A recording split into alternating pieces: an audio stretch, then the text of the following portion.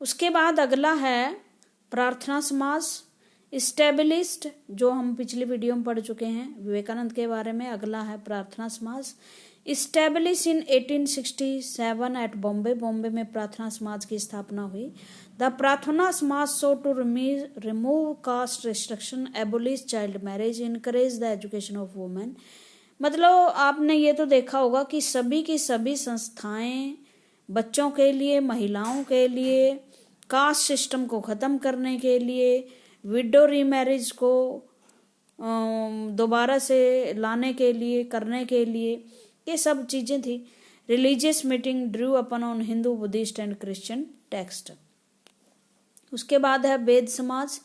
वेद समाज establish in Madras 64 में वेद समाज की स्थापना हुई चेन्नई में।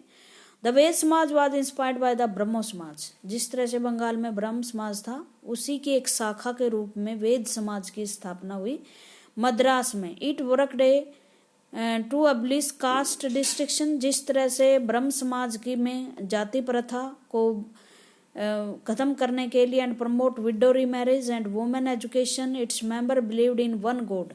एक भगवान में विश्वास करते थे, ये मूर्ति पूजा में विश्वास नहीं करते थे। They condemned the superstition and ritual of orthodox Hinduism. और उस टाइम तक हिंदुइज्म में जैसे बहुत ज़्यादा सुपरस्टिशंस और रूढ़िवाद आ गया था, उसको ख़त्म करने के लिए इन्होंने इसकी आलोचना की।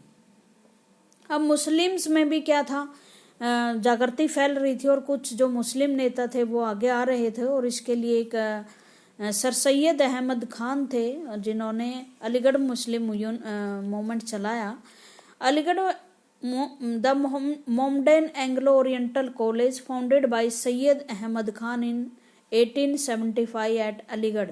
आज ये बहुत बड़ी यूनिवर्सिटी अलीगढ़ मुस्लिम यूनिवर्सिटी बन चुकी है भाई। ये पहले कॉलेज के रूप में इसे स्थापित किया गया था सर सैयद अहमद खान ने। देखो ये था कि 1857 में मुस्लिम्स ने अंग्रेजों के खिलाफ जंग लड़ी थी। मुस्लिम मेन थे उसमें, क्योंकि उस टाइम शासक मुस्लिम हुआ करते थे, मुगल राज था। तो अंग्रेजों ने इनको बाइकआउट करना शुरू कर दिया था, इनको मुस्लिम्स को। तो सर सैयद अहमद खान को लगा कि अब तो देखो भारत का भविष्य जो है अंग्रेज ही हैं, तो क्यों ना अंग्रेजों से मिलकर मुसलमानों को ऊपर उठाया जाए। तो इसलिए उन्होंने अलीगढ़ मुस्लिम यूनिवर्सिटी की स्थापना की थी। The institution offered modern education, जिसमें आधुनिक किस्म की education including western science to Muslim, क्योंकि उन्हें लगता था कि मुस्लिम तभी ऊपर उठ सकते हैं जब एजुकेटेड होंगे और वेस्टर्न एजुकेशन उनके पास होगी। The Aligarh movement as it was known had an enormous impact in the area of educational reforms. Singh Samaj ये सिखों की थी, राम सिंह के नेतृत्व में ये चली थी, और ये मेनली शायद सिखिज्म में जो सुपरस्टिशन फैले हुए थे वहाँ थी, उनके लिए थी। और जो एक्चुअल में गुरु नानक देव जी की शिक्षाएं थी उनको दोबारा से रिवाइव करने के लिए चलाया गया था। Reforms organisation of Sikhs, the first Singh Sabha was formed at Amritsar in 1873 and at Lahore in 1879। Lahore अब पाकिस्तान में चला गया है। उसके बाद जो है the Sabha sought to rid Sikhism of superstition, caste distinction and practice seen by them as non Sikh. They promoted education among the Sikh, open combining modern instructions with Sikh teaching। वो भी सिखों में मॉडर्नाइजेशन लाना चाहते थे। जो कास्ट सिस्टम जैसी बुराइयां या सुपरस्टिशंस सिखों में फैल गए थे उनको दूर करना चाहते थे, और इसीलिए खालसा कॉलेज की स्थापना हुई अमृतसर में 1892 में, इन्हें नहीं की थी। अब भारत के साथ साथ दूसरे यूरोपियन देशों में भी इस तरह के डिस्क्रिमिनेशन थे, चाहे वो जाति के आधार पर नहीं थे, वो स्किन के आधार पर थे, काले और गोरे का भेदभाव वहां था। You have read about how Jyotiba Phule established a connection in his book Ghulamgiri between caste oppressions and the practice slavery in America। What was this system of slavery? दास प्रथा क्या थी?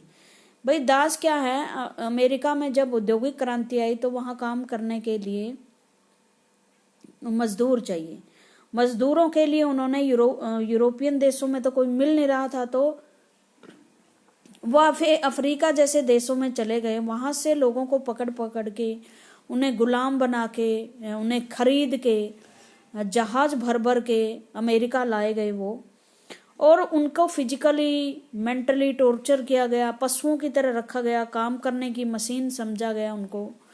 और शायद दलित जातियों से भी बुरा हाल था उनका, ठीक है। वो दलित जातियां गुलाम नहीं थी, स्लेव नहीं थी। हाँ, उनको समाज में शामिल करने नहीं दिया जा रहा था। समाज का मतलब कुछ लोगों का जो समाज था, मतलब मान लो वो ब्राह्मण समाज में प्रवेश नहीं कर सकते थे, बट वो अपने समाज में लिबरल थे, वो कुछ भी करे, ठीक है। लेकिन इनकी स्थिति उनसे भी बुरी थी। वो तो खरीद कर लाए जाते थे अपने देश से। उनका अपना देश तो था ही नहीं ना, वो तो प्रदेश में आते थे। उनको ये नहीं पता था कि वो कहाँ आ गए। उनको चैनों में रखा जाता था, चैन नहीं खोल सकते थे। बीमार होने पर उन्हें पशु की तरह खुला छोड़ दिया जाता था, उनकी कोई ट्रीटमेंट नहीं होती थी। तो इस तरह से बहुत ही मतलब बुरे हालात थे उनके। From the time that European explorer and trader landed in Africa in the 17th century, trade in slave begin. European का जब व्यापार फैला और अफ्रीका की में वो गए जब व्यापार वगैरह करने के लिए, तो स्लेव पर था व्यापार शुरू हो गया दासों का, मतलब आदमी बिकने लगे।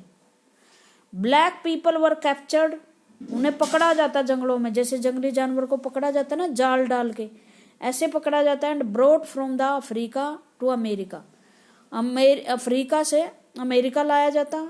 मतलब एक एक महीने, दो दो महीने जहाज़ों की जर्नी होती, आधे उस जर्नी में ही भूखे प्यासे मर जाते थे। फिर उन्हें उनके बड़े बड़े प्लांट होते थे, चाय वगैरह के बागान होते, वहाँ बेच दिया जाता था। And made to work on cotton and other plantation, और दूसरे जो कपास की खेती या दूसरी प्लांटेशन पर उसे का काम करवाया जाता। Most of them in south United state, और ये जो ज़्यादातर काम था ये खेती वगैरह का, ये सदर्न यूनाइटेड स्टेट में था। यही स्टेट नहीं मान रही थी जब अब्राहम लिंकन ने दास प्रथा को 1865 में ख़त्म किया, तो ये स्टेटों ने युद्ध लड़ा था अपने ही देश के विरुद्ध, नॉर्थ के विरुद्ध, और ये लगने लगा था कि अमेरिका टूटने वाला है। लेकिन अब्राहम लिंकन बहुत अच्छे लीडर थे, तो उन्होंने अमेरिका को भी बचाया, गृह युद्ध जीता, अमेरिका को भी टूटने से बचाया और दास प्रथा भी खत्म की। In the plantation they had to work long hours, लंबे लंबे समय तक काम करवाया जाता। Typically from the dawn to dusk, सुबह से लेकर शाम तक। पनिश द इनएफिशिएंट वर्क, अगर काम नहीं करते तो जैसे बैल को हाँकते हैं ना कि वो नहीं चलता, तो ऐसे काम लिया जाता। वाइप्ड, उन्हें कोड़े लगाए जाते, उनको टॉर्चर किया जाता। Many people white and black oppose slavery through organised protest, और इस तरह से फिर उनका विरोध भी बहुत होने लगा। लोग जो ब्लैक ही नहीं बल्कि वाइट पीपल ने भी विरोध किया। Through the organised protest, in doing so they invoked the spirit of the American revolution in 1776, exhorting see your declaration American, do you understand your own language. और 1776 में आपको पता ही है उन्होंने संविधान बना लिया था, क्रांति आई थी, और उन्होंने क्या लिखा हुआ था कि सब फ्री हैं, सब आज़ाद हैं, हम अमेरिका के पीपल अमेरिका को डेमोक्रेटिक रिपब्लिक घोषित करते हैं। तो आप देखिए अपने संविधान में क्या सारे सबके लिए डेमोक्रेसी आई, आप तो अपनी ही लैंग्वेज को नहीं समझ रहे। In his moving Gettysburg address, Abraham Lincoln, मैंने बताया ना अब्राहम लिंकन कौन थे, 16वें राष्ट्रपति थे अमेरिका के। Lincoln held that those who had fort slavery had done so for the cause of democracy, और जो स्लेवरी के विरुद्ध लड़ा है इसका मतलब वो डेमोक्रेसी के लिए लड़ा है। He urge the people to strive for racial equality so that government of the people by the people for the people. ये याद रखना भाई, कई बार ये चीजें पूछ ली जाती हैं। डेमोक्रेसी का मतलब क्या? अब्राहम लिंकन ने परिभाषा देते हैं डेमोक्रेसी की, वो कहते हैं डेमोक्रेसी मीन्स, लोकतंत्र means government to the of the people, लोगों की सरकार, बाय द पीपल, लोगों के द्वारा सरकार और लोगों के लिए सरकार होती है, जिसमें वो लोग का मतलब कोई अमीर या कोई वाइट पीपल नहीं है। पीपल का मतलब ऑल पीपल होता है। ठीक है, ये था आपका चैप्टर, ख़त्म हो गया है। Thank you very much.